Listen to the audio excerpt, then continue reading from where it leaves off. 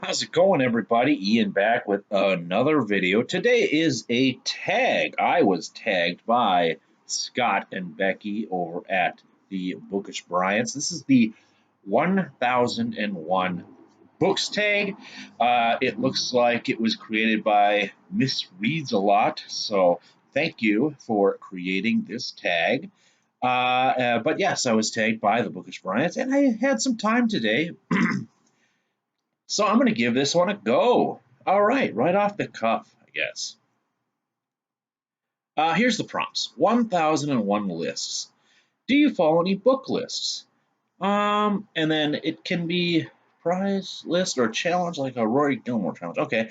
I don't have any book lists, I guess. I don't really look at the top 100 books that came out like every year or something like that. It's just kind of, I just, fly by the seat of my pants and read what I want to read. But yeah, I don't follow any book lists.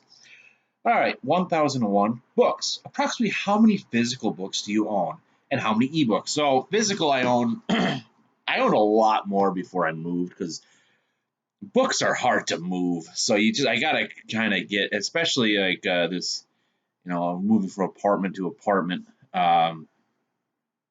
It's hard to move all these heavy books. So I only have about probably 50 right now. And most of those are on my TBR shelf. So my guess is most of those will be gone. I usually have purge every time I move. Um, so I probably will get down to around 25 books that I actually carry because those are my favorites. And the ebooks I probably have 40. But I'm still trying to get into ebooks. I like to physically hold the books, so I don't really like ebooks, but I can see they're easy. I can easily, I do read them, but I prefer the physical copies. And sometimes those ebooks get neglected. I've had ebooks on there for years that I have to read, but yeah, I lost my place. Okay. Oh, 1001 books read. Approximately how many books read? At last check at Goodreads, and a few books that I can't remember the titles of are not listed on there, but I'm at 1,270 books. So 1,270 books I have read in my lifetime. It's a little bit more probably because there are a few books I can't remember that I remember the plot and some of the story, but I cannot remember the name to go find it on Goodreads and add it to my red shelf. But yes, that's I crossed the 1,000 mark about 3 years ago, and I was really happy. But yeah, now I'm pushing for 1,500 here, which I should hit in the next few years here. In my lifetime, if I could get, oh man, can you put a number on it? I mean, if I hit 5,000 books read, like that's pretty damn good. That's a lot of pages.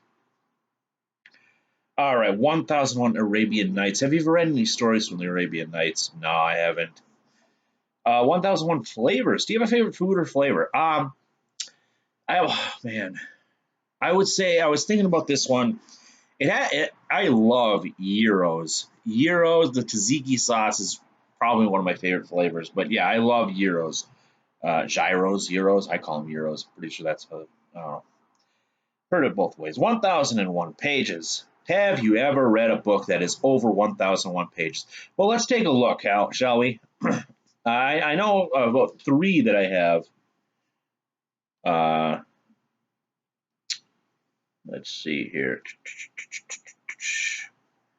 Title, pages, number, where's the pages here? Page count right here. So let's see here. Over 1001 pages. Excuse me, should I have this pulled up beforehand? All right, so I read Words of Radiance by Brandon Sanderson. So It is obviously by Stephen King. Words of Radiance by Brandon Sanderson, which is amazing. Two Green Angel Tower by Tad Williams. Under the Dome.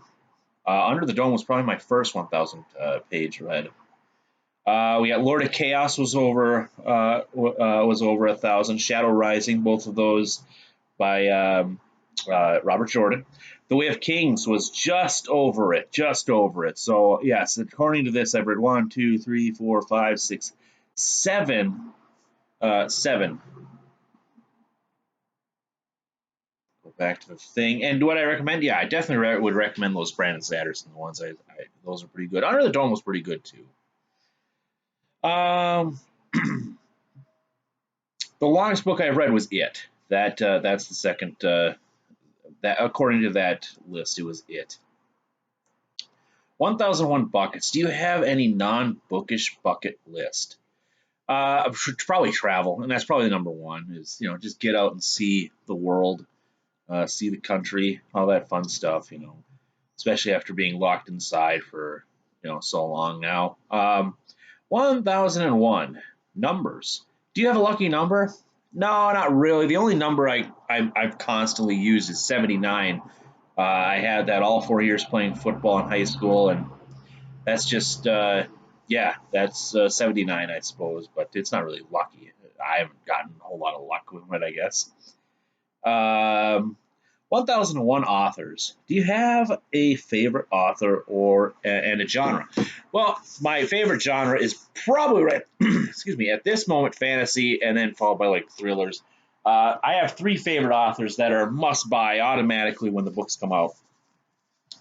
Brian Lee Durfee is number one. I can't really put a list on 1, 2, and 3. They're all just number one in my book. Matthew Riley, he's an Australian author. He writes thrillers. And then John Gwynne, writer of The Faithful and the Fallen, must buy on publishing day. Matthew Riley, I actually have a book on order because since he's from Australia, he publishes there first, and then it goes to Europe, and then it comes finally to America. So I try to get that Australian version of whatever he's writing. It costs a little bit to ship, but I got to get me some Matthew Riley stuff. Where was I? 1001 activities. Do you have a favorite outdoor activity? Golf. Golf. Yeah, I'd say golf. Golf I really like. I haven't been golfing in years, though. It's expensive sport, though. But I don't have my clubs down here, so. 1001 book clubs. Not a prompt, but a question for comments. Okay, should you start a 1001 book club? Sure. Heck yeah, let's do it. And then take some friends. Oh man, I've seen this a lot. I'm trying to think. You know what? I don't know. John at Hey Y'all, listen up. Did you do this one? I probably should have checked, but if not, you're tagged, I guess. But I thought I saw you. I thought I saw you did this one. So yeah, I mean, I've seen this one a lot. So that's it for me. It looks like. Oops. Yeah. That's it for me. Have a good one, everybody, and take care.